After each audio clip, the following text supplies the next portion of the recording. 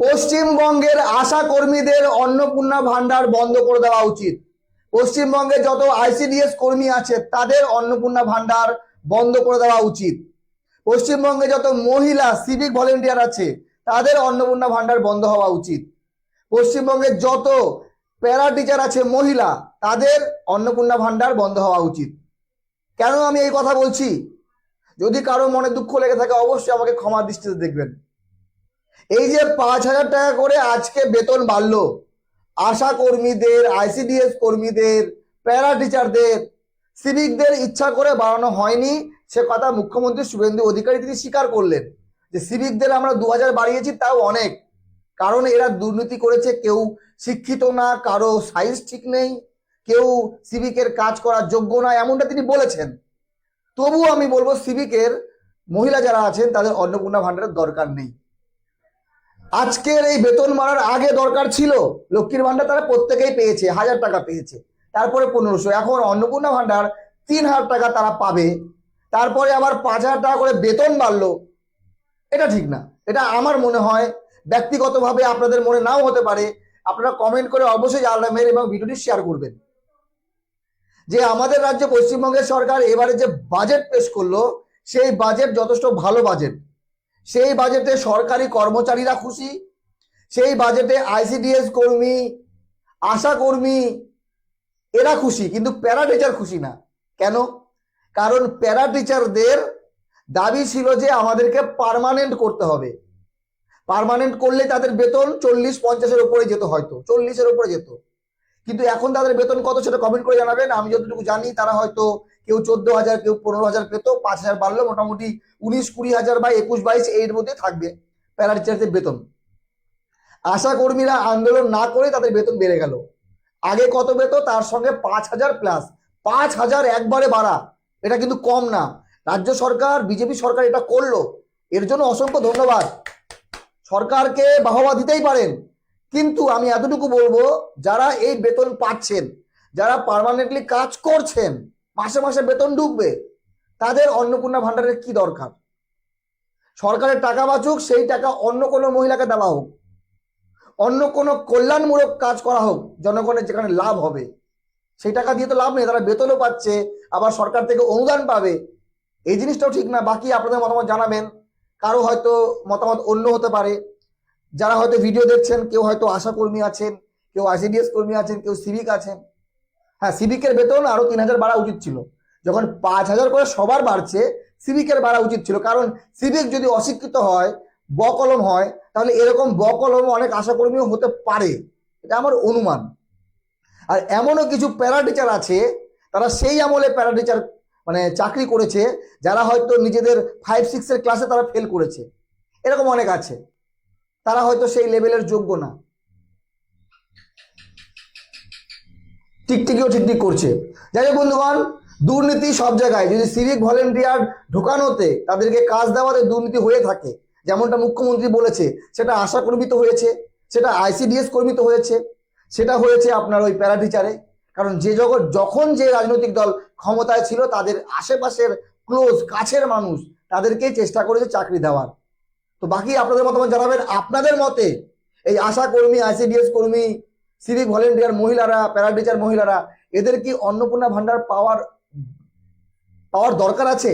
যোগ্যতা অযোগ্যতা না, দরকার আছে কি? ভালো থাকবেন সবাই।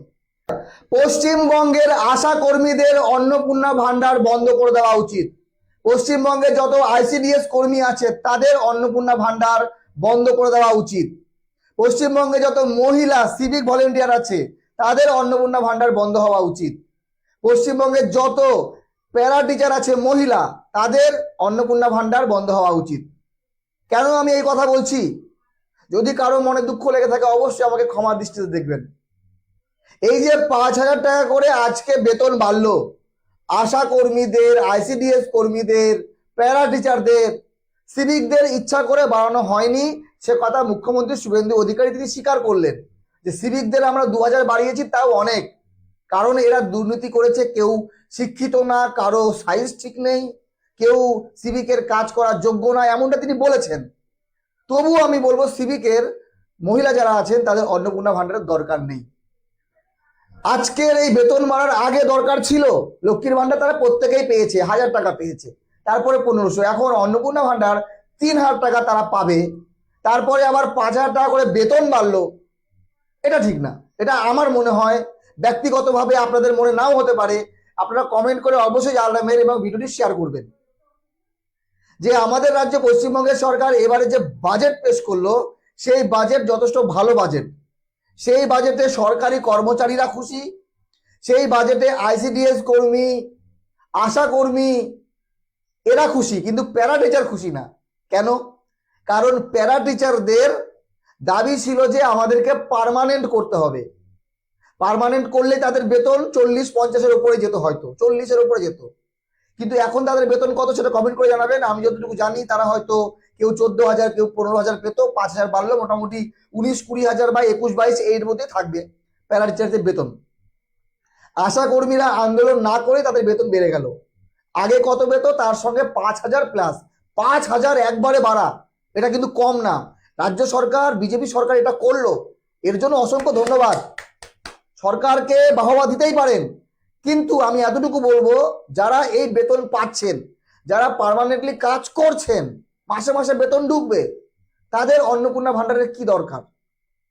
সরকারের টাকা বাঁচুক, সেই টাকা অন্য কোনো মহিলাকে দেওয়া হোক, অন্য কোনো কল্যাণমূলক কাজ করা হোক, জনগণের যেখানে লাভ হবে।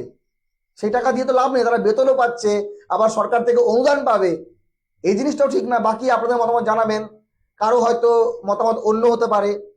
যারা হয়তো ভিডিও দেখছেন, কেউ হয়তো আশা কর্মী আছেন, কেউ আইসিডিএস কর্মী আছেন, কেউ সিভিক আছেন। হ্যাঁ, সিভিকের বেতন আরো 3,000 বাড়া উচিত ছিল। যখন 5,000 করে সবার বাড়ছে, সিভিকের বাড়া উচিত ছিল, কারণ সিভিক যদি অশিক্ষিত হয়, বকলম হয়, তাহলে এরকম বকলম অনেক আশাকর্মীও হতে পারে, এটা আমার অনুমান। আর এমনও কিছু প্যারা টিচার আছে, তারা সেই আমলে প্যারা টিচার মানে চাকরি করেছে, যারা হয়তো নিজেদের 5-6 ক্লাসে তারা ফেল করেছে, এরকম অনেক আছে, তারা হয়তো সেই লেভেলের যোগ্য না। টিকটিকিও ঠিকঠিক করছে। যাই হোক বন্ধুগণ, দুর্নীতি সব জায়গায়। যদি সিভিক ভলেন্টিয়ার ঢোকানোতে, তাদেরকে কাজ দেওয়াতে দুর্নীতি হয়ে থাকে, যেমনটা মুখ্যমন্ত্রী বলেছে, সেটা আশা কর্মী তো হয়েছে, সেটা আইসিডিএস কর্মী তো হয়েছে, সেটা হয়েছে আপনার ওই প্যারা টিচারে। কারণ যখন যে রাজনৈতিক দল ক্ষমতায় ছিল, তাদের আশেপাশের ক্লোজ কাছের মানুষ তাদেরকেই চেষ্টা করেছে চাকরি দেওয়ার। তো বাকি আপনাদের মতামত জানাবেন। আপনাদের মতে এই আশা কর্মী, আইসিডিএস কর্মী, সিভিক ভলেন্টিয়ার মহিলারা, প্যারা টিচার মহিলারা, এদের কি অন্নপূর্ণা ভান্ডার পাওয়ার দরকার আছে? যোগ্যতা অযোগ্যতা না, দরকার আছে কি? ভালো থাকবেন সবাই।